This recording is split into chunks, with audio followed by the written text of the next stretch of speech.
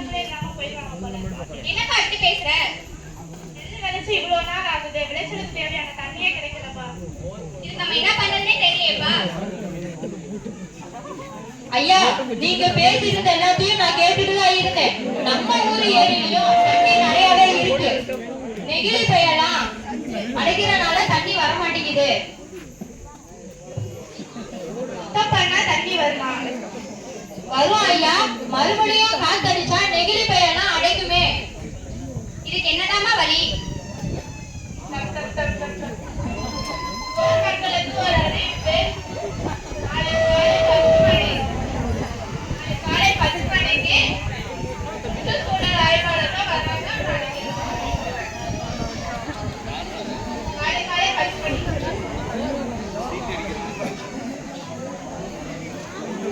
ஊர் பொதுமக்களுக்கு வணக்கம். நீ எதுக்காக நம்ம கூடியிருக்கோம்னா இயற்கைக்கும் நமக்கும் நெகிழி பையால் ரொம்ப மாசுபாடா வருது. நெகிழி பைய பயன்படுத்தினா என்ன நடக்கும்னு சுற்றுச்சூழல் ஆய்வாளர்கள் நமக்கு சொல்றதுக்காக வந்திருக்காங்க. முதல்ல நெகிழி பை சுற்றுப்புறத்தை எவ்வளவு மாசுபடுத்துறது கூறதுக்காக வர்றாங்க. அனைவருக்கும் வணக்கம். நெகிழி பயன்படுத்துறதுனால நம்ம சுற்றுச்சூழலுக்கு என்னென்ன பாதிப்பு வருது அப்படிங்கிற பத்தி தான் நான் பேச வந்திருக்கேன். சாதாரணமா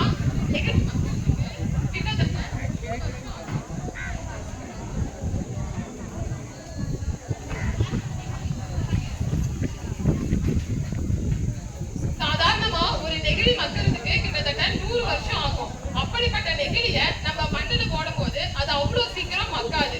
மழை பெய்யும் போது அந்த மழை துளிகள்லாம் அந்த நெகிழியிலே தங்கிவிடும், நிலத்திற்கு போகாது. இதனால விவசாயமும் பாதிக்கப்படுது. அது மட்டும் இல்லாம நெகிழி நம்ம பயன்படுத்திட்டு பொது இடங்களை வீசுகிற போது காற்றின் மூலம் அது ஏரிகள் குளங்கள் போன்ற இடத்துல போய் சிக்கிக் கொண்டு விவசாயத்துக்கு தேவையான பாசன நீர் கிடைக்காம போயிடுது. இதனால முடிஞ்ச அளவுக்கு நம்ம நெகிழி பையை தவிர்க்க பார்க்கணும். நன்றி. நெகிழி பையினால மனிதர்களுக்கும் என்ன பாதிப்பு நடக்குதுன்னு மற்றொரு ஆய்வாளர் கூற வருகிறார். நெகிழி பையை பயன்படுத்துவதால் மனித உடலில் ஏற்படும் நோய்கள் இன்று மனித இனம் சந்திக்கும் மிகப்பெரிய ஆபத்தாக நெகிழி பை மாறியுள்ளது. எங்கும் நெகிழி எதிலும் நெகிழி என இல்லற வாழ்க்கையில் இரண்டர கடந்துவிட்டது.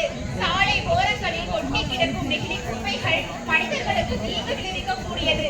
இதனால் மலேரியா, டெங்கு காய்ச்சல் போன்றவை ஏற்படும். பிளாஸ்டிக் டப்பாக்கள் குப்பைகளாக சேர்க்கப்பட்டு நமது மழை காலத்தில் டெங்கு காய்ச்சலை பரவுகின்றன.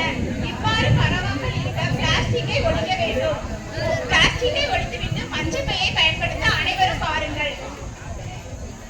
நெகிழிய நிலத்திலையும் போடக்கூடாது, தண்ணீரையும் போடக்கூடாதுன்னா பேசாம எரிச்சிடலாமா? அது மிகவும் ஆபத்தானது. ஏன்னா நெகிழி பைகளை நம்ம எரிக்கும் போது டயாக்சின் என்னும் நச்சு புகை வெளிவரும். அதை நம்ம சுவாசிச்சா நுரையீரல் சம்பந்தமான நிறைய பிரச்சனைகள் வரும்.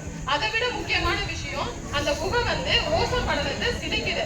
அதனால சூரியனிலிருந்து டைரக்டா அந்த கதிர்வீச்சுகள் நம்ம உடம்புல வர்றதுனால நிறைய தோல் சம்பந்தமான பிரச்சனைகள் வருது. அதனால முடிஞ்ச அளவுக்கு நெகிழி பயன்படுத்த தவிர்க்கணும். அப்படி பயன்படுத்துற நெகிழிகளை மாடி தோட்டத்துல செடியெல்லாம் நட்டு வச்சு வளர்க்கலாம். முடிஞ்ச அளவுக்கு மஞ்சள் பையை யூஸ் பண்ணுங்க, நெகிழியை தவிர்க்க பாருங்க. நன்றி. சாதாரணமாக நம்ம அன்றாட வாழ்க்கையில நெகிழிய பயன்படுத்துற நமக்கும் இயற்கைக்கும் இவ்வளவு பாதிப்பு இருக்குதுன்னு தெரிஞ்சும் நாம இனிமேல் நெகிழிய பயன்படுத்த வேணாம். ஆய்வாளர்கள் கூறினபடி அவர்கள் கூறின வழிமுறையை பயன்படுத்தி நாம இனிமேல் நெகிழிய பயன்படுத்த வேணாம்.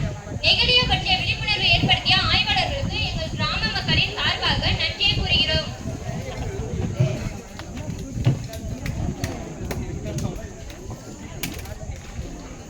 கூட்டம் கலைந்தது. காலை மறுநாள் பள்ளி மாணவர்கள்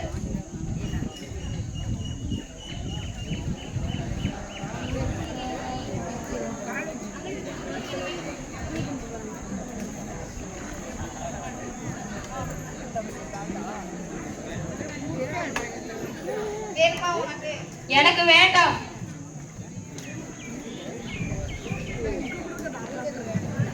ஏ மனிதா, நான் தான் அன்னை பூமி பேசுகிறேன்.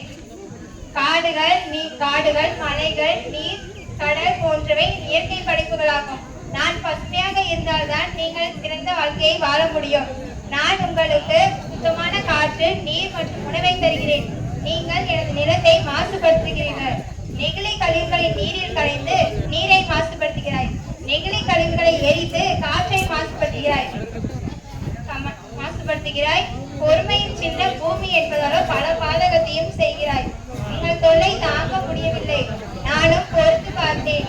உலகம் செழிக்க, உன் சந்ததிகள் வளர இனியாவது நெகிழியை பயன்படுத்தாமல் கவனத்தோடு இரு. அனைவரும் சுற்றுச்சூழலை காத்திடுவோம். நீங்களும் வாழுங்கள், என்னையும் வாழ விடுங்கள். வாழ்க வளமுடன்.